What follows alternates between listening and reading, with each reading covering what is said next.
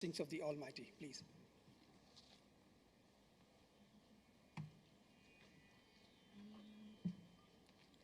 Shambhavi Bhairavi Shambhavi Bhairavi Singhvahini महिषमर्धिनी Shambhavi Bhairavi Samba Shankar हृदयविलासिनी सामगान प्रेमस्वरूपिणी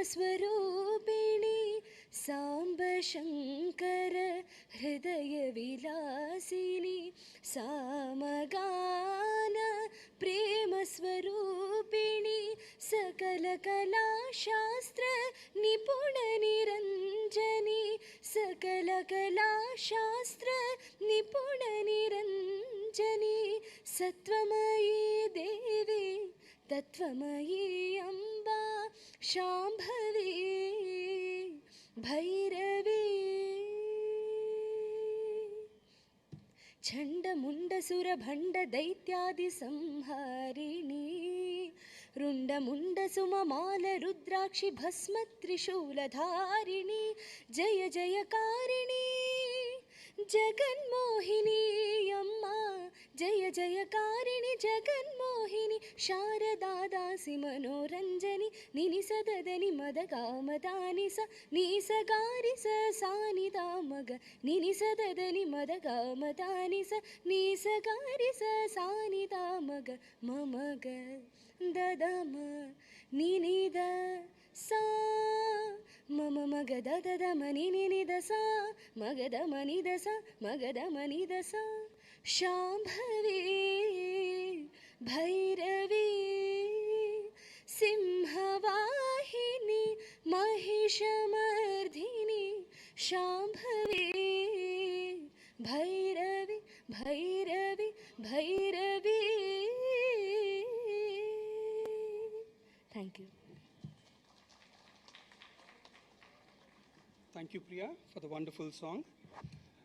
I now request the guest to kindly step up to light the lamp, please.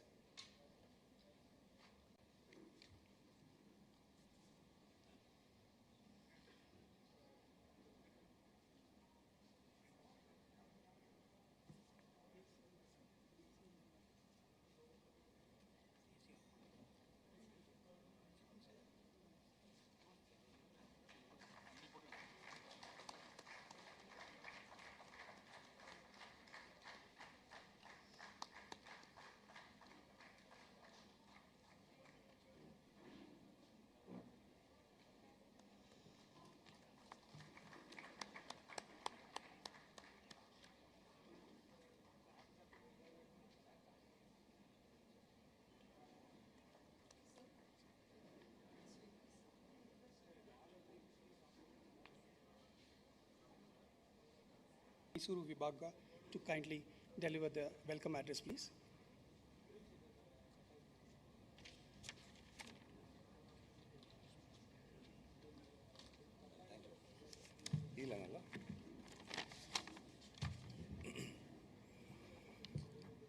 A very good morning to one and all gathered here.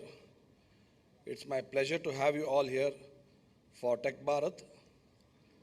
TechBharat is an exceptional event where hundreds of delegates have come together for the very purpose of have a fruitful discussion about implementing technology in food and agriculture enterprises. TechBharat, a flagship program of IMS Foundation and Lagu Udyog Bharati, to effectively bring in stakeholders from across the globe on its platform to cultivate trust, coordinate networking, look for collaborative businesses, partner with Indian counterparts, facilitate structured transfer of technology and or constantly engage in doing business with Government of India. Several state government, leading enterprises, startups and research institutes of national repute in achieving effective and sustained results in the domains of the EduTech, Health Tech, Agri Tech, Food Tech, Food Pro Tech, Rural Tech, Energy Tech, Auto Tech, Clean Tech, Green Tech, Media Tech, Digitech, Travel Tech, Biotech, Del Tech, and FinTech. I would like to offer you all a warm welcome. To begin with, I would like to welcome Dr. Jitendra Singh Ji,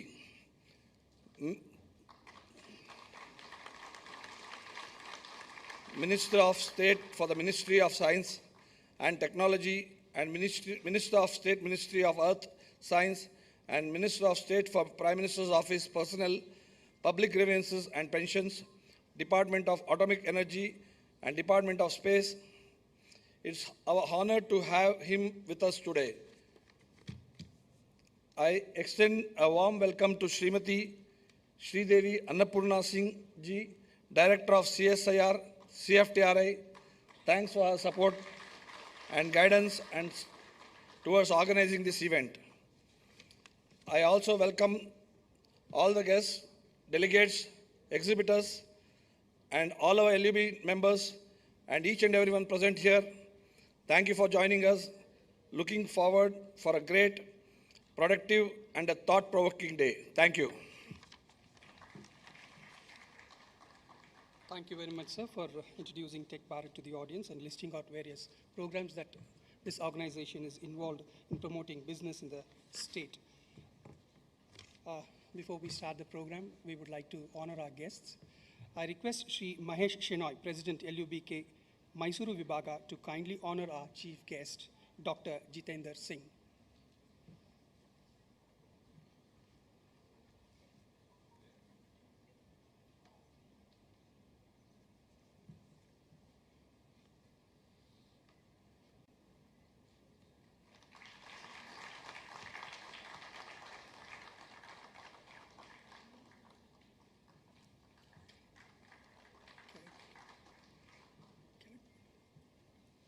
I request Shri Sachin Sabnis, President Laghu Udyog Bharati Karnataka, to kindly honor T. Ramesh, Chief General Manager, NABARD. Due to some pressing engagement, Dr. G.R. Chintala is unable to attend today's program.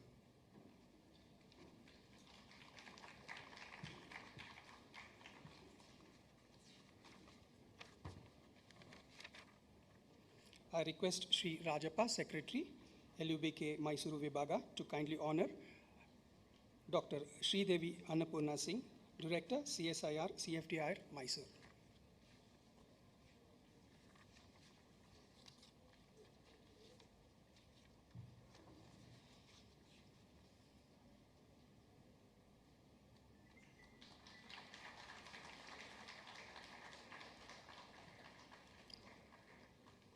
Thank you, sir. It's my pleasure to now invite Dr. Sridevi Annapurna Singh, Director, CSIR, CFTRI, Mysuru, to kindly address us.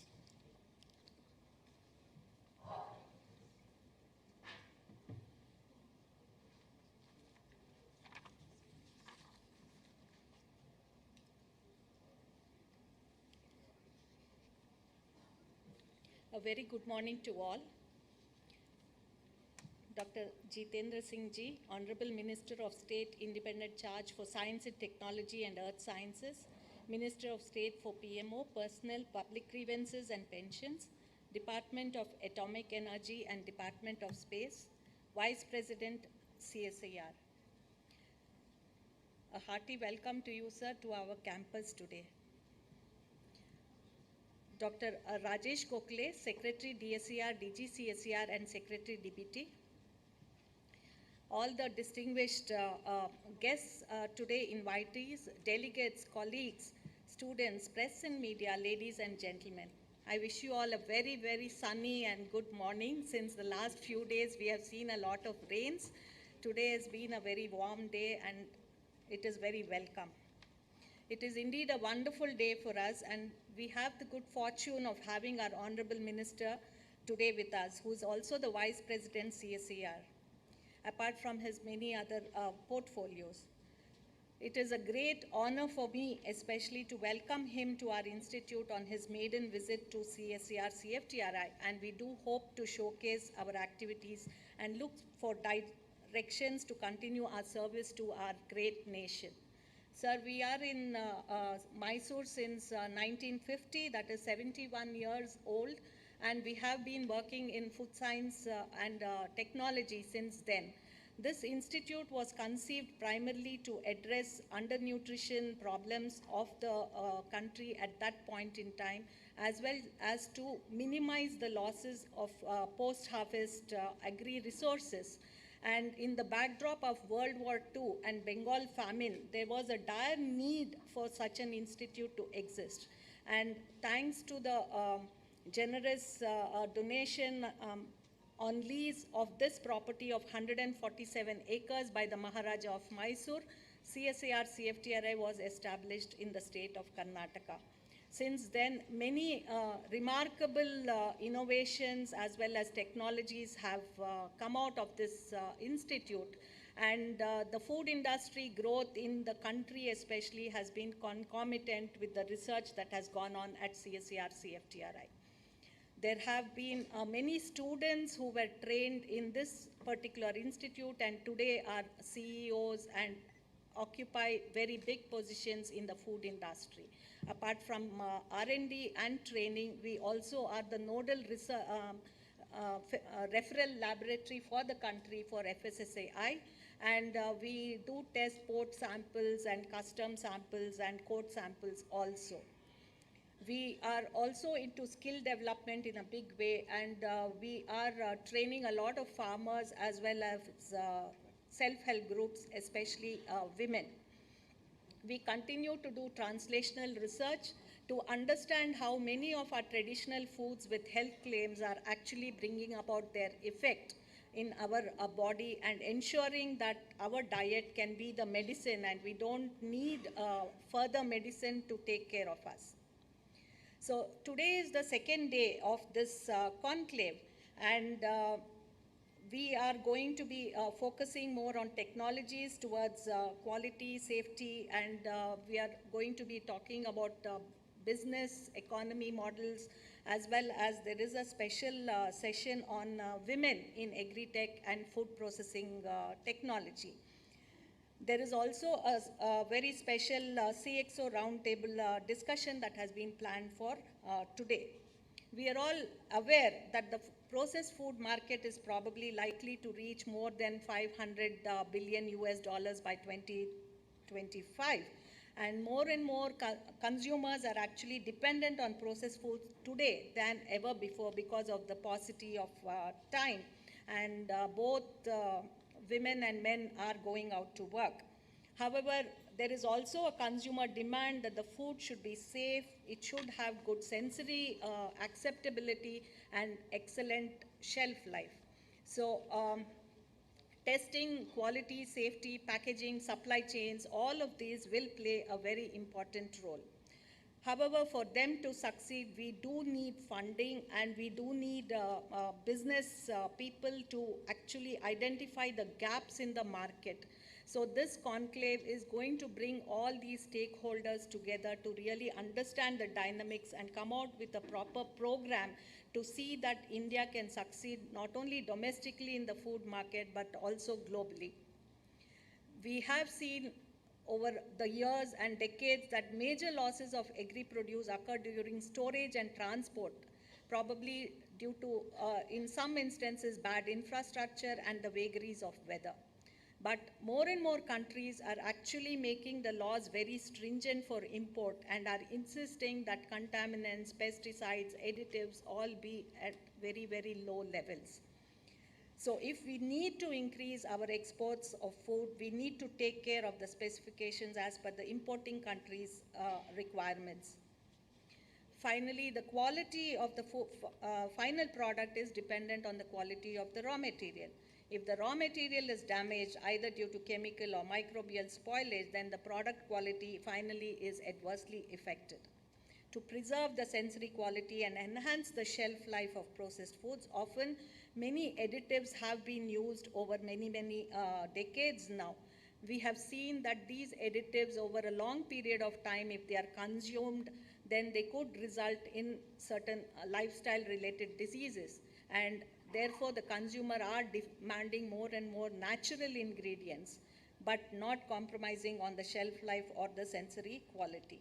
So our institute especially has been directing the research towards these consumer demands to ensure quality, sensory parameters to be acceptable to the consumer, as well as a good shelf life. Finally, also the market, if the product has to look good in the market, the packaging is of great importance, not only for as a barrier towards any kind of penetration into the food, but also because it has a label which gives a lot of information about the food. And many instances we have seen that the packaging material is more expensive than the product itself. So this also would be probably touched upon. Another session is on the women entrepreneurs in Agri Tech, Food Tech and Food Pro Tech. We know that women constitute a majority workforce in agriculture and are largely underpaid, while at the same time, many of them are also undernourished and not able to perform to their optimal level because of the nutritional deficiencies that they do have. It is imperative, if our economy is not to be affected, then this nearly 50% workforce is to be encouraged to set up enterprise, and probably they are more than willing to contribute also, but they require skill development and a little bit of funding again. Our institute has been trying its best to train a lot of self-help groups and to empower women so that they will be able to also take care of themselves and their family and earn a little more money than they are at this point in time. Some of the statistics indicates that 58% of the female entrepreneurs are in the age range of 20 to 30 when they start out, and nearly 73% of them report a revenue of approximately 10 lakhs in a financial year. Almost 57% of women start out solo without any other member being supportive. About 35% of the women only have a co-founder. So, recognizing this, our institute has conducted several skill development programs all over the country, including the Northeast, where we recently also, we have conducted around 5 skill development programs, and many of the women have taken to starting their ventures and have become commercial and have started earning. Especially in Manipur and Navrangpur, Odisha, we have found a lot of them reporting to be successful. So it is important to create awareness of the government programs, incentives, and provide startup funds and technical support so that these enterprises can flourish and further expand and sustain. So this session, we hope, will bring together stakeholders like entrepreneurs, successful women entrepreneurs, academicians, banking and marketing experts to give an overview for a recipe to create successful women entrepreneurs. Towards the evening, we have a CXO meet in roundtable with a large number of chief executive officers or executive directors and other senior executives representing Agri Tech and Food Tech industries, which would give the delegates and startups an opportunity to meet, interact, exchange ideas, discuss on the business growth with elite counterparts, representatives from the government and several trade commissioners of India. I am sure all the delegates will be able to benefit from these sessions, and I'm hopeful that they will inspire a few students and youngsters to become entrepreneurs in the food sector. Once again, I express great happiness on the visit of Dr. Jitendra Singh, our CSAR Vice President, and Dr. G.R. Chintala, who is unfortunately unable to be present here today, but has ensured that he is represented by his General Manager to the Institute. Very special thanks to Dr. Rajesh Kokle, who is listening on to us and is unable to join us today, but will be online. I thank him for his presence too. Thank you all.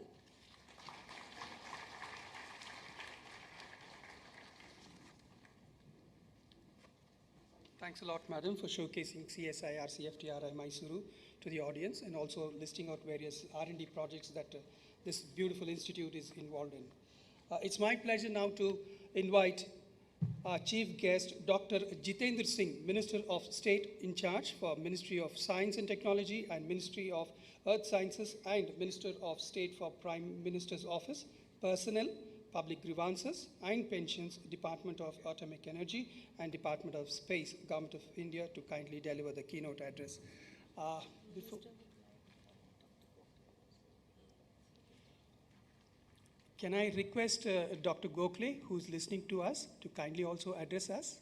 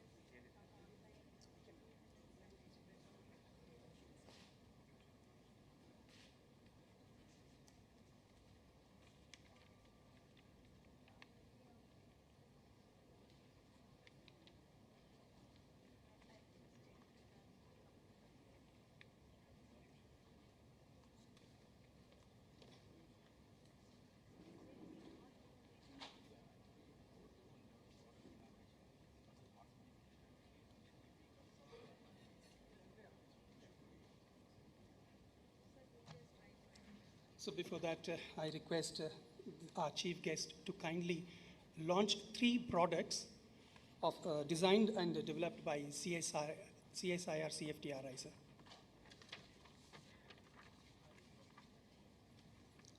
These 3 products are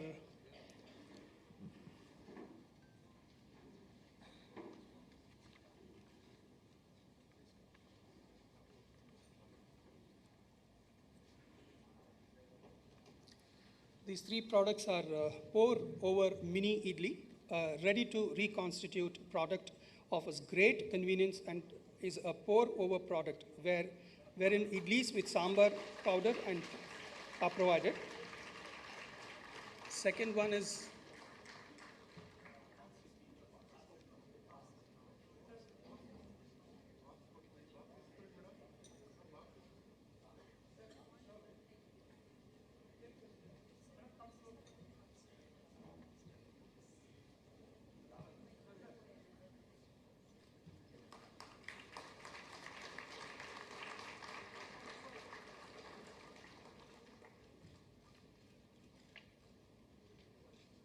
this technology is transferred to Messrs. Khalsa Enterprises, Bangalore, who are taking it to Indigo and Indielogo.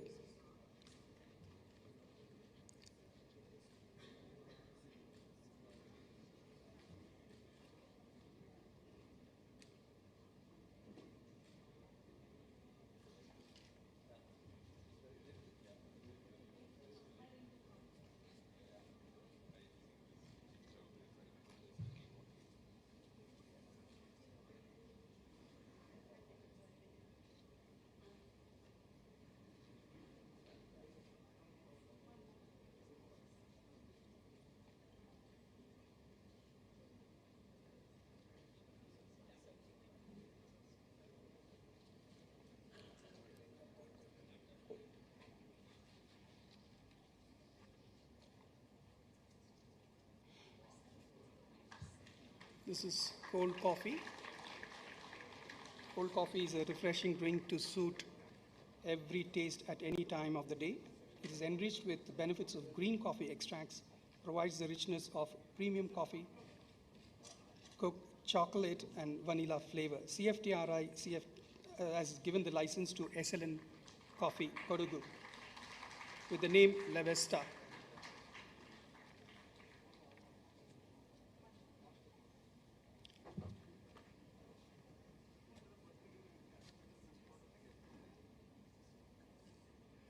The last one is minimally processed fruits.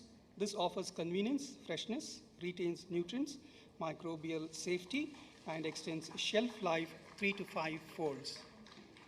With busy lifestyle and health conscious consumers, fresh fruit, cut fruits would be one of the most demanding sectors in the food industry. The product was developed under the mission-oriented R&D program of CSIR Big Basket, a Tata enterprise as industry partner.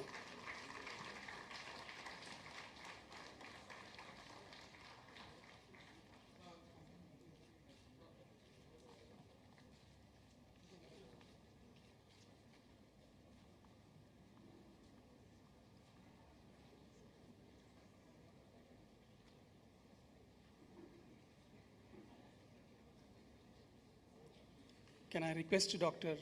Rajesh Gokhale to kindly address us, please?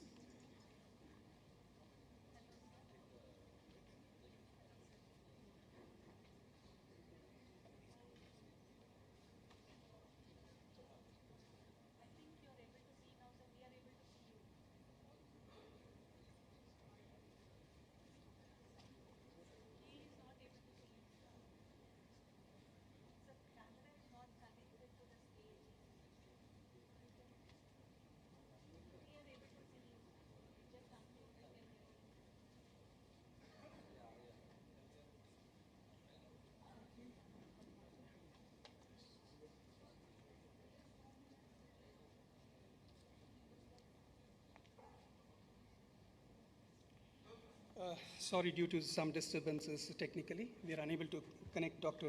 Rajesh. Yeah, he'll be speaking now.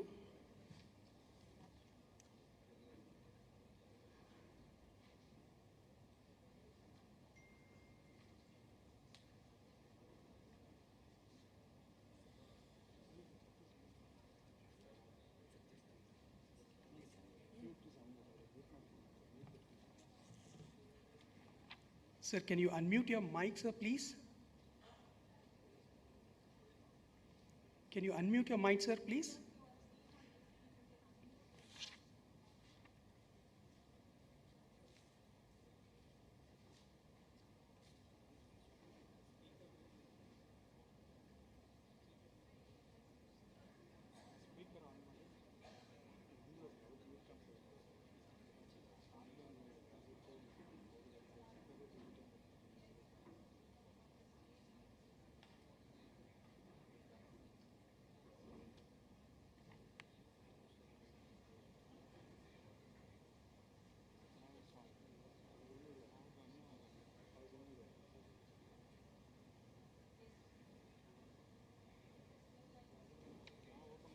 Okay. Hello. Yeah, namaskar to all of you. First of all, my apologies. I couldn't travel due to my some personal issue at my end to Mysore for this very, very important event. Honorable Minister for State with independent charge for Science and Technology, Ministry of Science and Minister of Science and Technology and Earth Sciences, other distinguished members on the dais and off the dais, Director CFTRI. I think it's my great pleasure and an honor having Minister at CFTRI campus today and guiding us to such an important Tech Bharat event, which is being held at an initiative that is part of LUBK and IMS Foundation. I think it's a very, very important event, and CFTRI plays a very, very critical role in developing various technologies for social sector as well as food industry. And it has been a leader in its own kind.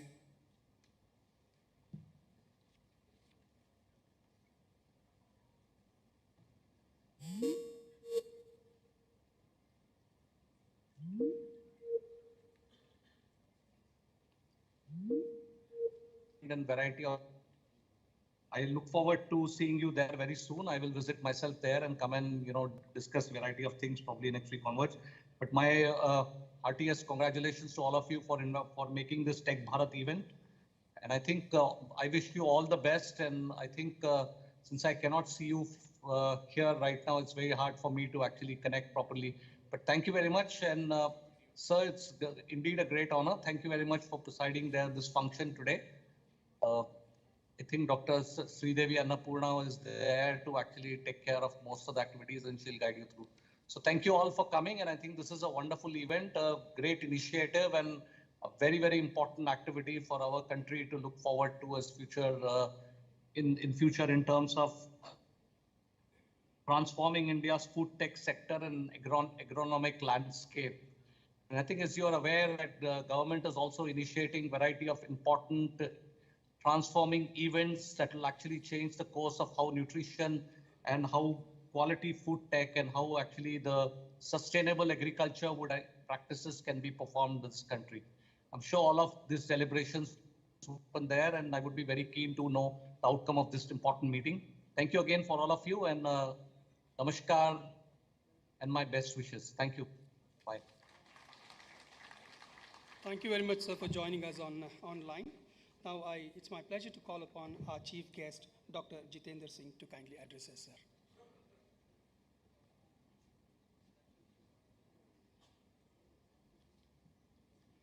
Can I request our chief guest, Dr. Jitendra Singh, sir, please?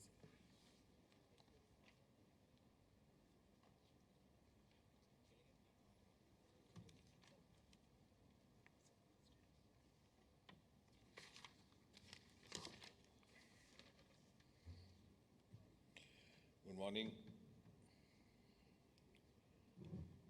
I'm glad to be here among the galaxy of some of the eminent persons running this and associated with this institute. The director,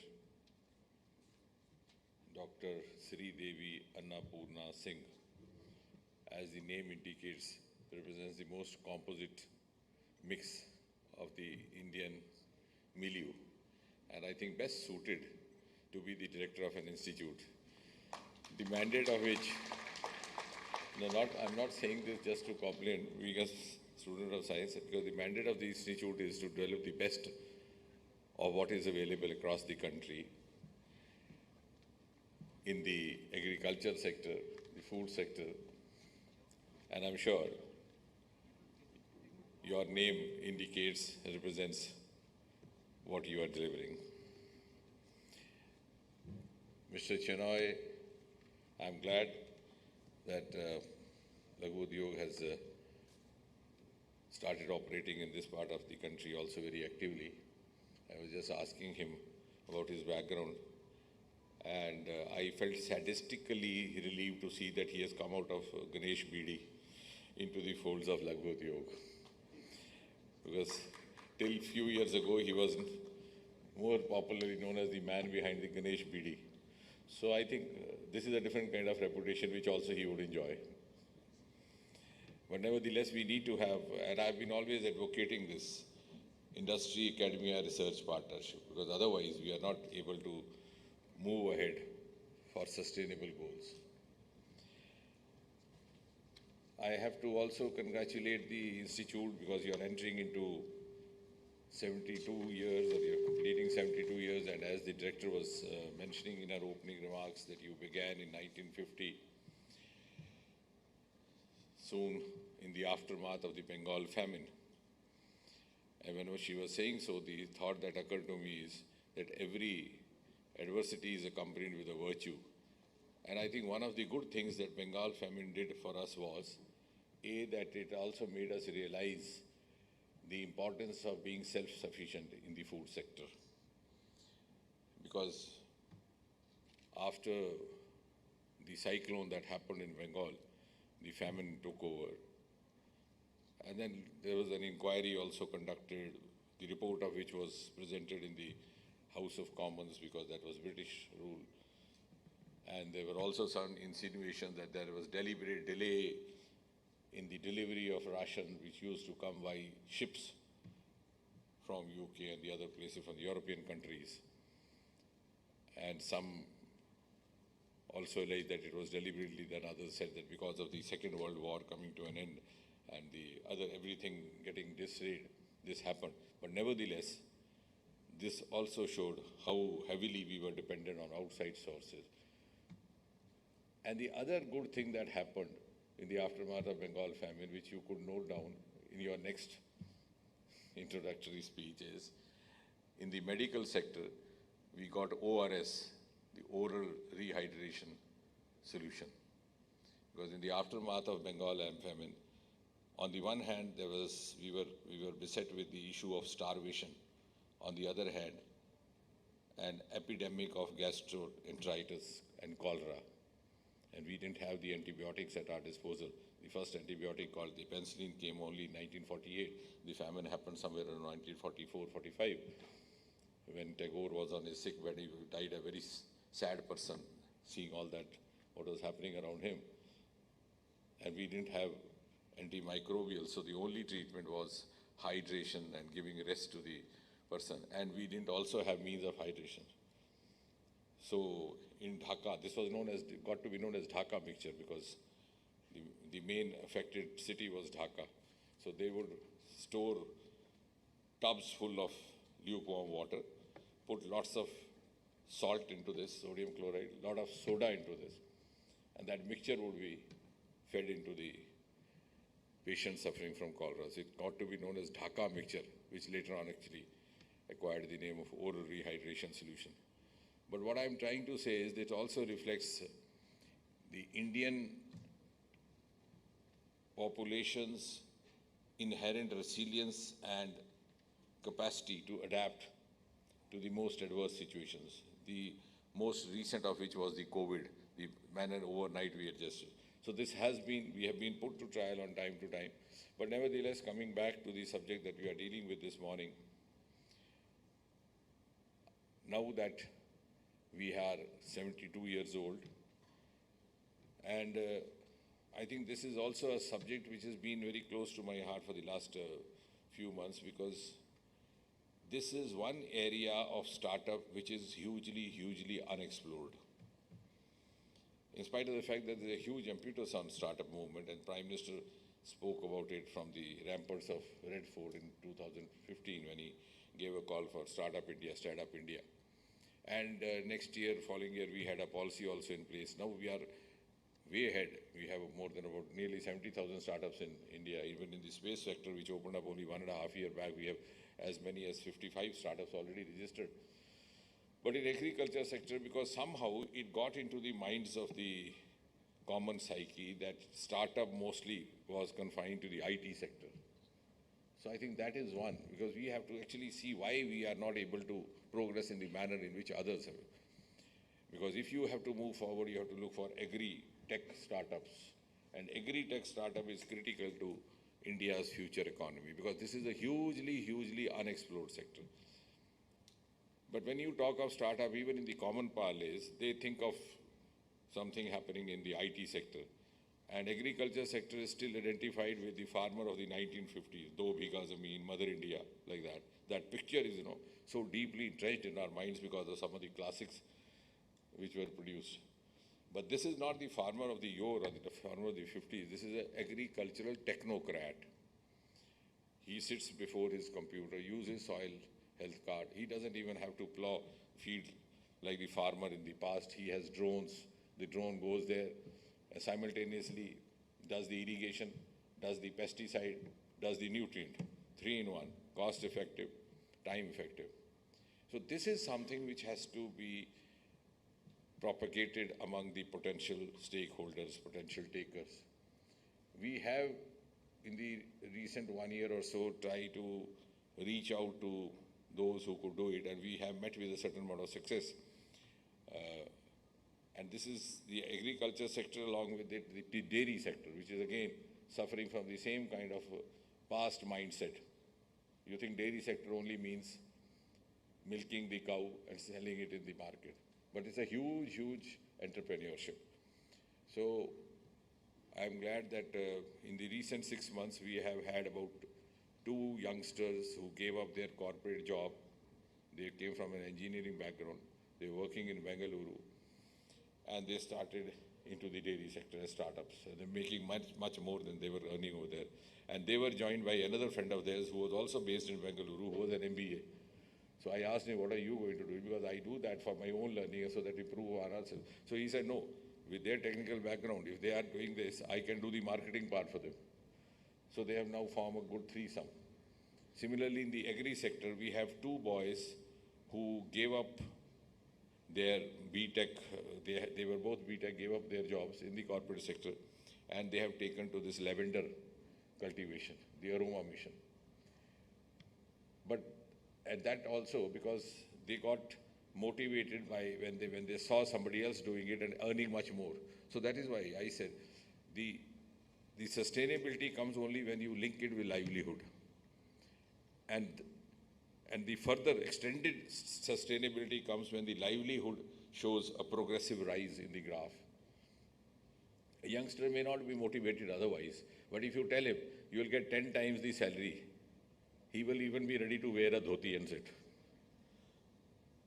Because that's a huge, huge attraction, and obviously so, because the youngster is looking for a career where he is in the formative period of his career as well as family and life. So I think that is where we are actually not concentrating enough. We would have to have workshops. I wish we here also, when we do these demonstrations, we do amongst ourselves. We are teaching each other more than teaching those who actually need to be taught. So next time we could have a wider kind of a gathering involving more of those who could take away something from us. Because there is not much to offer, but the takers have to be located. Especially as you mentioned also that almost 54% of the population is in agriculture sector. And I think most of the forward-looking countries like Israel, like China, they are way ahead. So they would have realized the benefit of it. That's why they have switched over to a large extent to the agricultural entrepreneurship. So don't call it farming. If you call it agricultural entrepreneurship, the connotation, the entire visualization of the sector undergoes a change. And so is also the case with the dairy sector, though of course we are not dealing today. You have an example of Gujarat where the Amul has become a huge industrial success story. Yes, Korean. But now that is being emulated to a certain extent, but not to the extent it's actually required. Then the use of artificial intelligence in this. I'm glad the director told me that they're going to have a drone demonstration. But I'm sure in the times to come, even the drone will also be run by the artificial intelligence. So the young entrepreneur of tomorrow may not have to even move his hands and feet. Everything will happen. So these are the prospective benefits which should reach out to the potential. And the other part you mentioned about the issues regarding storage, transport. Actually, there also we were practicing what had been practiced for years together instead of innovating. We talk of innovation, but we don't innovate our approach. Innovation, and unfortunately, innovation has also got identified somehow with scientific innovation. Innovation is a much broader term, and in English language, no two words have similar meaning. So innovation is not invention. We tend to think of innovation as scientific invention or scientific discovery. It's not so. So we have to innovate our approach as well. So for many years, we were living in the concept of warehouse. So when I was dealing with Northeast, I suggested we could have mobile warehouse in the train itself. You pick up the stuff, put into the bogie of the train, that starts moving. At the same time, it's also a storage house. Now, of course, we have other means also by air movement, which has started from Northeast. We started pineapple about 4 years back, and then apple from Kashmir. So there's an arrangement with the airlines, they do it subsidized rate. But then the problem is, you mentioned about self-help groups. I came across a self-help group of women who were quite fascinated with the technology that biotechnology department gave them of doubling the produce of apple. And they were making the best use of it. Then their issue was how to carry it to the market. Then, of course, we shared with them this part of information that the airlifting could be done on a subsidy. Then a young lady came out with a very intelligent question. She said, okay, that would be done, but who would carry it to the airport? I have to work on it at Mysuru or carry it to the Chennai airport. And then we didn't have an answer, but when we looked around, we found that Kisan Vigyan Kendra is a setup which is actually mandated to do all this, but they are not doing because nobody prompts them to do. So when we got in touch with the local Kisan Vigyan Kendra, they actually came forward to do so. So that also brings us to the inference that we have to have an integrated approach. Otherwise, we are doing something which the others don't know, others are doing something which we don't know. Together we can supplement each other's effort is not known to all. And the third person, the stakeholder or the future startup is not at all in the picture. And then that integration has to involve the industry. Now, how do we involve industry? I'm of a very strong view that we have to have stakeholders in industry. It's not partnerships, so equal stake. You can't simply have industry representatives as members of your decorated bodies, governing bodies and societies. Because they come there for 2 years, go back enhancing their profile, and then seek membership of a higher body. But what do you gain out of that? So as I said a few moments back, in order to have sustained startup movement and sustained agriculture entrepreneurship, let the industry representatives become 50-50 partners. Let them tell us, we'll go to that extent, let them tell us what kind of startups do they need, what kind of hands they want to be trained. We'll train in that. For example, if you're dealing with organic farming, now talking about the food sector, we would train them in organic farming. But you invest as much as we are investing right from the beginning, so that after the boy or the girl goes back, there's somebody to own him. Because then you will own, because then the business house would feel, oh, I have spent, so I can't leave him. But nothing pinches a businessman more than the money that is eased out of the pocket. So he would say, "Itna kamaya, isko thodi der to use karna hai." So at least the boy or the girl also will have somewhere to go. Otherwise, many of our startups are lost after the project is over. We have actually started off doing that. We started off with one of the pharmaceutical houses, that kind of an approach, and I'm sure. And then the kind of priority that is being given to the farming sector by none less than the Prime Minister Modi himself, I think should be quite a motivating factor. But the question that we have to ask ourselves is, are we making the best of all that the Prime Minister has initiated? Whether the harmless urea techniques, whether the micro irrigation, the micro urea, the biofertilizers, all these things. So I think there's much already available which we are not able to, and there's much that we can look forward to. And when I spoke about integration, I don't know whether how many of you are aware in this room, though we are talking, we have actually through IMD started, that also will be a great benefit to whoever takes up agri startup activity. Very robust, very timely and very accurate weather prediction. And through artificial intelligence, we are even telling them which crop to sow when, how to do multiple cropping. And from the color of the leaf, we can tell them what is the health of the crop. But since we are not actually engaging them, though we are also, that's a sister department, science department, we think that it's only mausam ka haal. That too, I don't know how many of us trust, because in good old days, now we of course we have the radar and we have the Dopplers. When there was only radio existing, and it was mandatory to say mausam ka haal twice a day. So the announcer there was taught, because the meteorological report didn't arrive on time. So she would say कि दूर दूर तक गर्ज के साथ छींटे पड़ेंगे, वैसे मौसम आमतौर से खुश्क रहेगा. So that summed up all, but now that's not the era. So that also has gone into our mindset. We don't take that IMD department seriously at all. Because that is the story of the 50s and 60s, because the technology was not that advanced. And since somehow All India Radio had fixed those 2 slots, they had to fill up. So they coined all these confusing announcements. But now it's so accurate, you can actually predict. When you had this heavy rainfall in Chennai 3 years back, there was a call attention motion in Lok Sabha. I in fact said that. I said there has been so many millimeters of rain this morning, but by the time I finish my statement, the rainfall would have come to a stop. And that amused everybody, and it did happen. Because I was carrying with me the prediction which said it will be around 11:30 or so.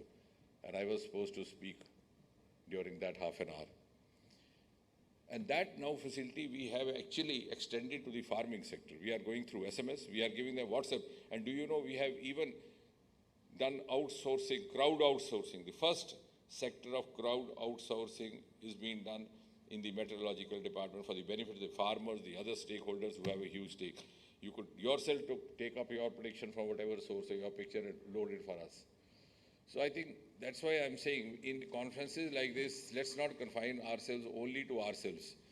Let's have a wider integration, the integration of the various scientific sectors, then the extra scientific sectors, and also finally the industry, and most of all the startups and the potential startups. I'm sure the 3-day event is going to be educative for all of us. I look forward to receive the inferences drawn and the products that were released today. I was telling Mr. Chennai, why don't you make some arrangements to enable them to reach the open market? Because they'll gain popularity and consumership only in the open market. However much, when the government sector promotes it, it doesn't actually, it looks like a prompted prompting. So when people start adopting it, we have had the experience of some of the government sector things happening. You had Life Boy, which was initially not, but when Radio Ceylon started saying Life Boy hai jahan tandrusti hai wahan, everybody started using it. And when some of the film actresses said this is Lux, responsible for my fair skin, everybody started using it. But they were actually, so we have to first reach that level and then propagate it in the right manner, which is understood by the potential. So we have to have a larger market, which goes beyond the public sector. And I'm sure the products that have been demonstrated today have that potential. We could, use them. And I have come across, the other day, ma'am was also there in Jorhat. I was fascinated because I try to keep learning each day. We had a young boy startup who had prepared through artificial intelligence a charred papdi machine. So he would not do anything. So right mix of all the ingredients in a golgappa and it will open itself and close itself.